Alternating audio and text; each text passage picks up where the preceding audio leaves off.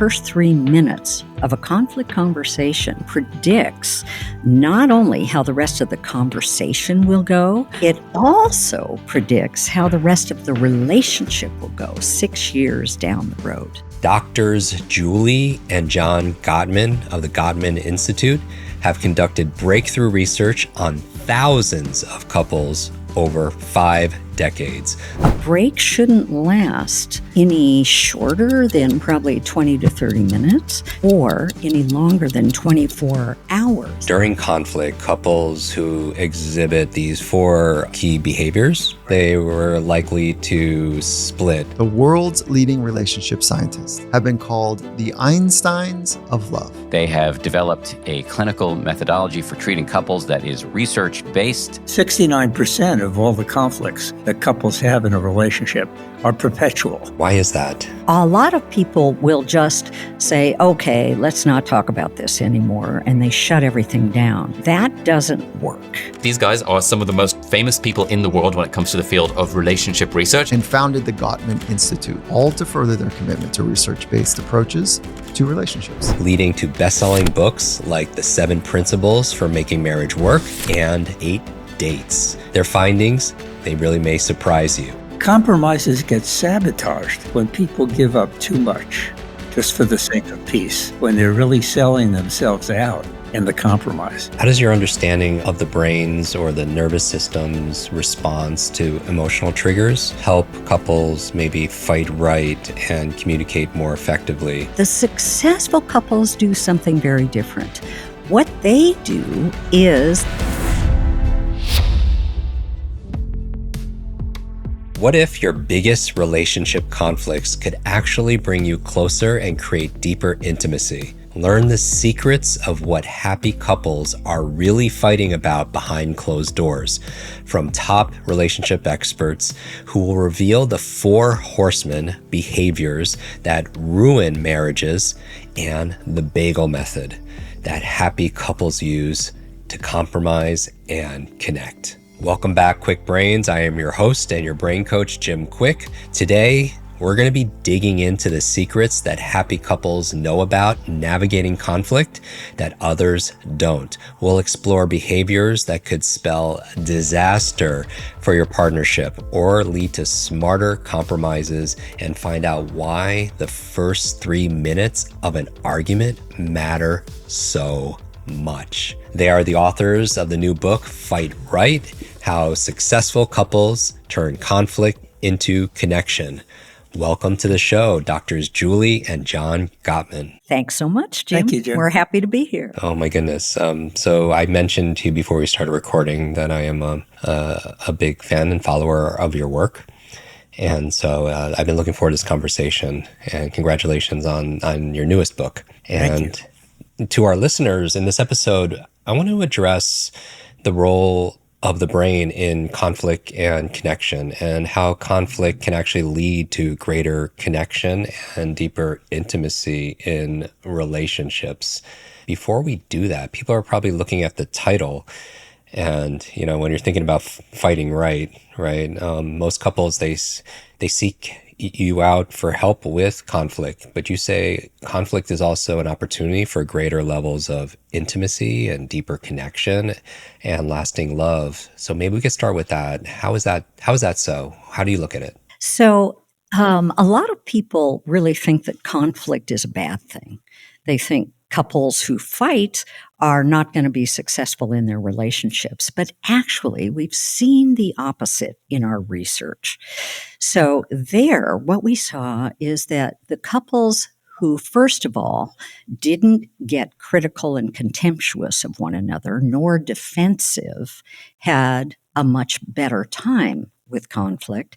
And secondly, a lot of times people stay on the surface with a conflict issue. They don't go deeper into childhood background related to their position on an issue, or perhaps their value system, maybe their ideal dream that they're harboring beneath their position on an issue. So when we give couples an intervention that allows them to go much deeper and talk to one another in a more quality, deeper subterranean level beneath that superficial issue, people learn so much about one another that they didn't know before, even if they've been together for 25 years. Thus, it really deepens your understanding of your partner's internal landscape. And that in turn leads to greater connection. Now, in the book, you talk about it, the difference between perpetual conflict and solvable conflict. Maybe we could give our listeners or our viewers the distinctions that you have. Yeah, because we brought couples into the lab every couple of years for as long as 20 years, we found that 69% of all the conflicts that couples have in a relationship are perpetual. They come from personality differences, lifestyle preferences. We're not attracted to our clone. We're attracted to people who are different but interesting in various ways. And the biggest mistake people make then is they try to turn their partner into them. You've been attracted to somebody very different. And the masters of relationships, the ones that stay together happily, really use those differences in a way as a kind of resource in the relationship. Like Julie is very much an outdoors woman. She loves hiking. She wanted to take 10 women to Mount Everest base camp, trekking in Nepal. And I get altitude sick on a ladder. Okay. I'm definitely an indoorsman. But together, I really learned something about appreciating nature from her. And we love to kayak together. I can sit down and we kayak. It's a very easy thing to do in the ocean. And we get to meet seals and dolphins and all kinds of creatures.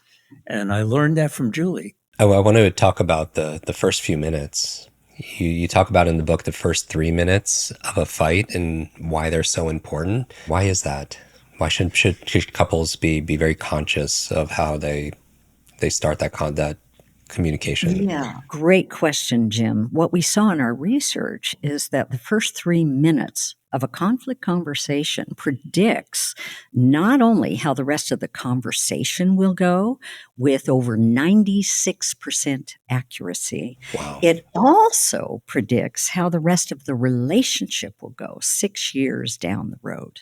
So that first 3 minutes is really crucial. What we found is that the people who really didn't know how to have conflict would bring up issues with criticism. You're so lazy, you never clean up the kitchen. What's the matter with you? Okay, so how's somebody going to respond to that, right? So when people bring up an issue by pointing their finger and blaming their partner for the problem, some personality flaw, what ends up happening is they sabotage getting listened to.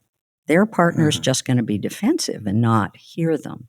The successful couples do something very different. What they do is they describe themselves instead in almost a specific formula. They begin with, I feel something. I'm upset. I'm stressed, I'm angry, I'm worried. Then they say about what? What's the situation that they're having the feeling about? Like, I'm annoyed that the kitchen is a mess. Okay, that's the situation. Then they finish their beginnings with a positive need. And that positive need, basically, is how can your partner shine for you? What can they do to make you feel better about this situation? So altogether, it's I feel some emotion about what situation, and here's what I need so that you can shine for me. And that way of bringing up a problem eliminates all the criticism, contempt, and defensiveness, and really opens up both people to connecting through the conflict. It's so interesting that this isn't taught to students, to adults. It's just, you're just supposed to know this, similar to what we teach in terms of how to focus or how to remember, how to study. It's not really taught. Our audience, they're all about the brain. And I was just wondering, maybe there's an answer for this, is how does your understanding of the brain's or the nervous system's response to emotional triggers help couples maybe fight right and communicate more effectively? I mean, you could take it for so many different angles, from neuroplasticity to parasympathetic, sympathetic states. But yeah, just wondering where does the brain fit in to this way of looking at. Yeah. Well, Jim, my colleague Bob Levinson and I, over 50 years ago, built a lab where we synchronized the autonomic nervous system to the video time code. So we were measuring heart rate, how much people were sweating from the palms of their hands, blood velocity, respiration, gross motor movement, all these kinds of physiological measures. And what we discovered was that the people who are autonomically aroused, whose blood is flowing faster, whose hearts are beating faster, who are sweating more, over a 3-year period, their relationships deteriorated. Interesting. And the reason we figured out was that they're really close to being in fight or flight. They're secreting cortisol and adrenaline, our two stress hormones. And when you do that, when you're physiologically aroused that way, you're in fight or flight, you can't even process information very well. You can't listen very well. You're certainly not a creative problem solver because you feel like running, or you feel like just shutting your partner down. It's so aversive. So the autonomic nervous system plays a really big role. And what we've learned is that when people get flooded, that's our term for physiological arousal, general arousal, it's really important to take a break. Yeah. And Julie, why don't you tell Jim about what a break needs to be? Sure. So a lot of people will just say, okay, let's not talk about this anymore, and they shut everything down. That doesn't work. What we've seen that is really successful is that when a person feels flooded, they need to stop on a dime, say, I'd like to take a break. And they need to say when they'll come back specifically to talk about the issue again. A break shouldn't last any shorter than probably 20 to 30 minutes or any longer than 24 hours. Then during the break, what do? Well, don't think about the perfect rebuttal for your partner. Instead, what you need to do is do something self-soothing. Do something like reading a book, reading a magazine, doing your email, going for a run, playing with the dog, meditating, doing yoga, anything that brings your heart rate down below 100 beats a minute, so that your body can really be equipped to think creatively and to problem solve. I love that, because it's when people are going through that flooding and they have that cortisol and that adrenaline and they're in that sympathetic fight, flight, freeze, it's like almost that you're held hostage in your survival brain and don't have access to your executive functioning, your creativity, maybe levels of compassion and more. And so you're deregulating. We talk about having a brain break, but what a wonderful opportunity to interrupt the pattern and just take a break where you set a set time. So you're setting expectations and where you can how can you deregulate. tell if you're flooded? The answer is if you're flooded, if you think that repeating yourself louder will make you more convincing, then you're flooded. Yeah, yelling. 30 times, right? And the 33rd time, you think your partner is going to slap their forehead and say, oh, no, I get it. Probably not. Because clearly the strategy, what you're doing, it would be insanity doing the same thing over and over again, or louder and louder again, and expecting a different results. In the book, you talk about your research, and you found that during conflict, couples who exhibit these 4 key behaviors, I think you call them the 4 horsemen of the apocalypse, they were likely to split an average of, 5 years, like post-wedding or something like that. About 6.2 years after the wedding. Okay. Yeah, if they have the 4 horsemen, which is criticism, contempt, defensiveness, and stonewalling. So if they do those 4 things, they're basically pointing their finger at their partner and saying, as far as I can tell, I'm pretty much perfect, but you're defective. and here's what's wrong with you. And they hope that that statement will get their partner to say, "Oh, John, you're so intelligent. Thank you for pointing out all my faults. Can we have dinner next week so you can tell me all the other ways in which I'm failing as a human being and wife and mother?" Unfortunately, it doesn't work that way, because when you attack and use criticism, what you get back is defensiveness, an escalation, or an innocent victim kind of response. And so what you really need to do is use that formula that Julie described. Talk about yourself and what your positive need is. So from contempt to stonewalling, I guess, how would you avoid those behaviors is to replace it with what you were talking about, Julie? Yes, describe yourself. Don't describe your partner, describe yourself. And one thing, Jim, that I wanted to add for your listeners is that contempt is really criticism from on high, from a place of superiority that adds in a little bit of scorn and disgust. And contempt is not only sulfuric acid for the relationship, it also destroys the immune system. Isn't that amazing? So that the number of times that a listener hears contempt in 15 minutes predicts how many infectious illnesses they will have in the coming 4 years. I did an episode on our podcast on psychoneuroimmunology, and just being in that constant state, it could, makes you more susceptible to colds, to flus, to viruses. Right. I mean, everything is so tied together. And I love how we're bringing this into the conversations about connectiveness. We have a group of a book club, and amongst other things, where we do live coaching, and it's called Kwik Success. Many of our audience, there you go to kwiksuccess.com.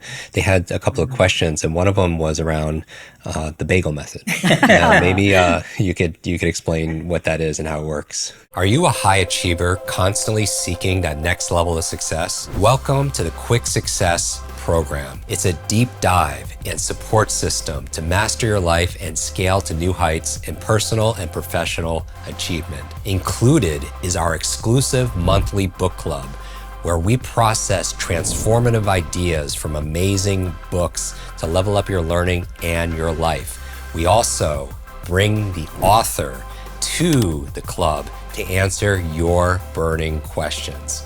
You can also participate in monthly live coaching calls with me, where your questions meet my decades of expertise. Simply go to kwiksuccess.com, that's KWIK success.com, and choose the plan that works best for you. The Bagel Method, or depending on your culture, the Donut Method, is a wonderful way to achieve compromise. Now, what that needs to be preceded by is a deeper understanding of who your partner is. Again, asking your partner questions about their background history related to this issue, their values, their ideal dream that may be subterranean underneath the superficial position they're taking on an issue. Once you have greater understanding of one another, then one of the best things we've learned about compromise is that people cannot compromise if they feel like they're giving up something that is central to who they are, central to their identity. What would be an example of that? Okay, so let's say that somebody really, really wants to get a dog and their partner doesn't. Okay, why do they want to get that dog? Well, maybe because they see the dog and taking care of the dog as practice for having children later and building a family. While the other person may say, no, I don't want a dog. Why is that? Because they value freedom. They really want the freedom to travel, to go, to see, to have adventures. And one can't do that with a dog along, you see. And so there's an underlying dream for each of them around, do we get a dog or not? So in the Bagel Method, here's what we ask folks to do, and it really works beautifully. You take a big piece of paper, draw a bagel on it or a donut, and in the center circle, write down your position on this issue, what you cannot compromise on. It's just impossible. It would feel like giving up the bones of your body, whether that's an ideal dream or a core need, whatever it is. And then in the outside circle, you write down what you're more flexible about. And the flexibility tends to fall into details about a compromise. Things like when you'll do something, where, who will do it, how long will it last, how much will you spend? Let me give you a great example of how this worked. Is that all right? Yeah, please. We had a couple where their dreams were the opposite. They were looking at retirement, and the gentleman wanted to sell their house, buy a sailboat, sail around the world.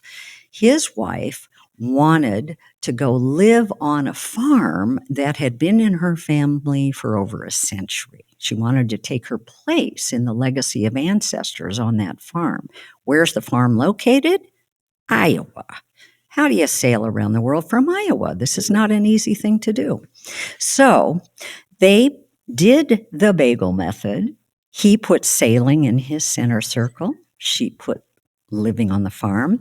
And then in their flexibility, that's where they found a compromise. Whose dream goes first? How long will it last? Where will we go? When will we go? And they arrived at a compromise like this.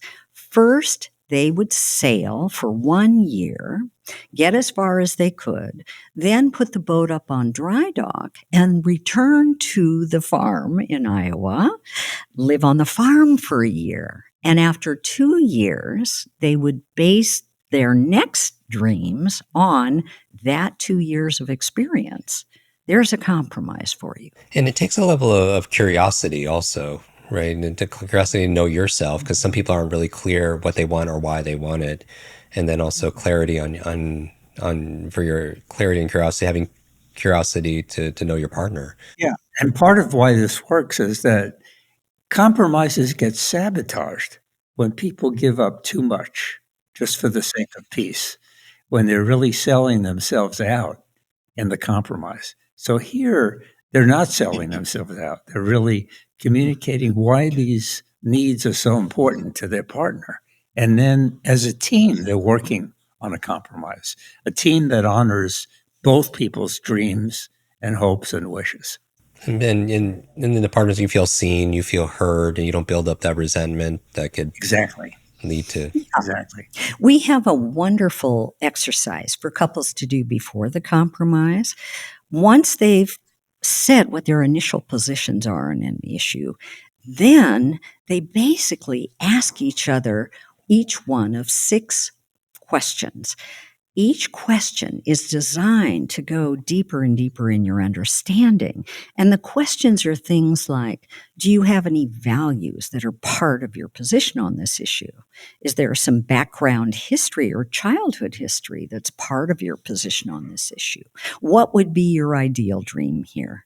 And so forth, that again allows you to unearth what's really important to your partner, what history is involved in that, what emotional triggers might be involved.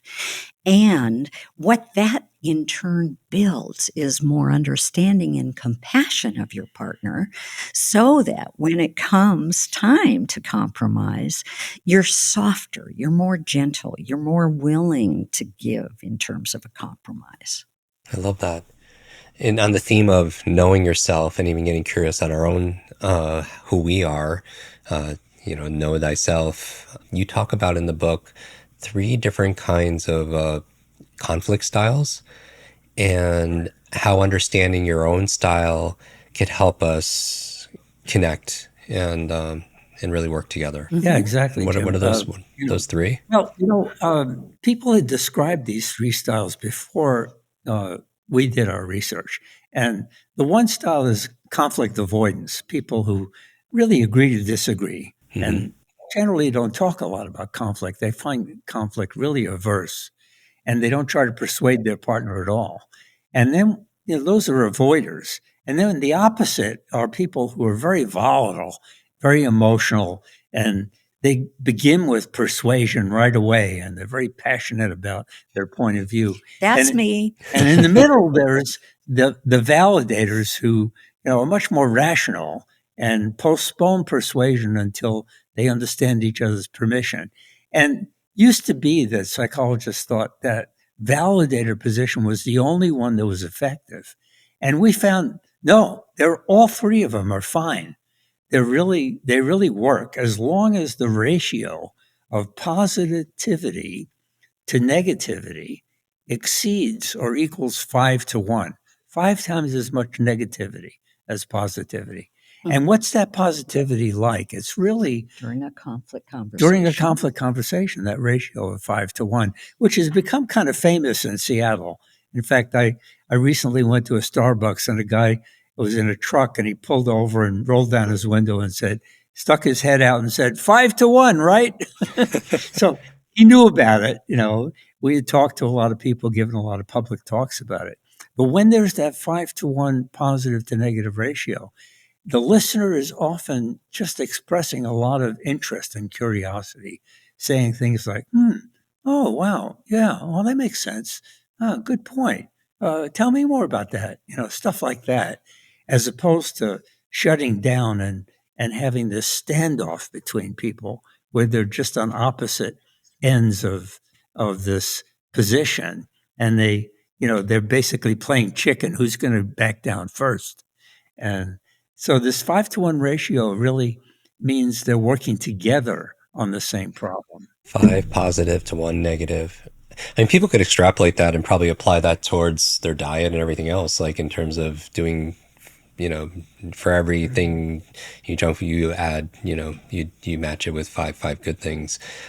Can I ask you, as we wrap up, why did you write this book, Fight Right, and who did you write it for, and what are you hoping that they take away from it? Beautiful question.